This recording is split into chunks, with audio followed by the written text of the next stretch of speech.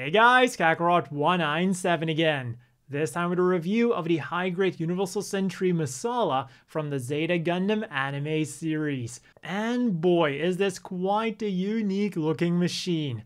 It's definitely not the prettiest looking machine from a personal aesthetic point of view, but from a technical point of view, it is a pretty sweet kit. They did a good job with the proportions and even added some details to spice things up a bit here and there without going overboard. There is a seam line on the thighs that could have been hidden a bit better, but other than that, they're no problem either. Unfortunately, we do get some hollow parts, but since they aren't in plain sight, they don't stand out too much. Color accuracy then is about what you'd expect. We get a sticker for the mono eye, 4 black stickers for the track that it's on, a yellow sticker for on top of the head, 2 for the front and the back of each booster pod, and 1 on the crotch. Then we get 2 pink ones for the eyes on the crotch, and the sensor on the back, which also has a blue sticker that wraps around it. And finally, we get a black and red sticker for each thruster on the legs. What's left to paint then is red for the insides of the mega particle cannons and the thrusters, gray for this part of the feet and that part of the shoulders, and purple for the ends of these pipes. So overall, the straight build presentation is definitely good for a high grade. A few touch-ups are needed for some of the smaller details, but overall this thing definitely looks the part. And now let's have a look at the accessories and the weapons that this thing comes with. We get a mega particle cannon in each of the booster pods, the shoulders open up to reveal missile launchers, and then on the arms we have these pods that have a little bit of everything. They feature a Vulcan gun on each side, they parts form into claws that have a little bit of articulation, which could have been better, but so be it. They then reveal a grenade launcher that should have been painted blue. And finally, it also houses 2 beam sabers somewhere, but even though we can't see them on the pod or the wrist anywhere, don't worry, we do get them. They're nicely detailed, they have a peg that pegs into the dedicated holding hands, and we also get 2 really nice long master grade style beam saber blade effect parts. And with how absolutely massive the Masala is, it can definitely use 1/100 scale beam saber blades. And even though that's all for the weapons that we're getting, we still get one more accessory, a dedicated action base. And this isn't just any cheap freebie action base either. It's actually a fully featured action base number 2 with a custom base. They even went as far to still include all of the normal attachment pieces in case you'd want to use it with another mobile suit, in addition to the dedicated Masala connector piece. And there's also one really cool feature that the custom base has. It stores all of the spare parts that the Masala has, whether it's in mobile suit mode or in mobile armor mode. And talking about mobile armor mode, let's get transforming.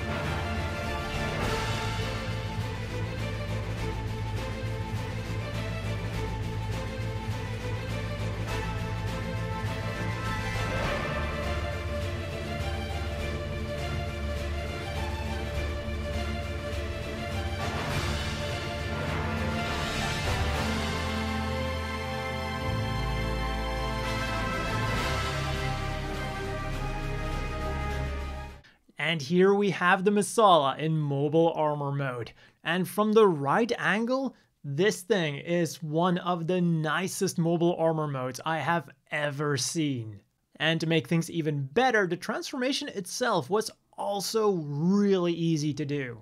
Yes, there is a little bit of parts forming involved, but considering how sturdy everything is, you simply can't argue with results. The only thing they could have done better is to give us a bigger base plate for the action base, because due to the way that the mobile armor mode connects to the action base, you need to have the arm at a certain angle or the whole thing is just going to topple over. But that doesn't take away from the fact that this is one of the best looking and best functioning transformations I've done in a while. And yes, you can do Gerwalk mode. And with the Masala back in mobile suit mode, let's have a look at the articulation of this thing. Unsurprisingly, there is absolutely no movement in the head whatsoever. The shoulders then are on a nice hinge and ball joint combo for some good forwards and backwards movement. They go up about that far, again in combination with the hinge joint and that previously mentioned ball joint. And even though the elbow is double jointed, about 90 degrees is all you're going to get out of it. The weapon pod then is on a hinge, and the hands are as always on ball joints, will wiggle around, turn around, and do everything a ball joint does. Then on the back, these boosters have some really nice articulation. They'll go up and down nicely, they'll go in and out. Then there's an extra hinge joint on the booster itself, and they'll also rotate around on that joint.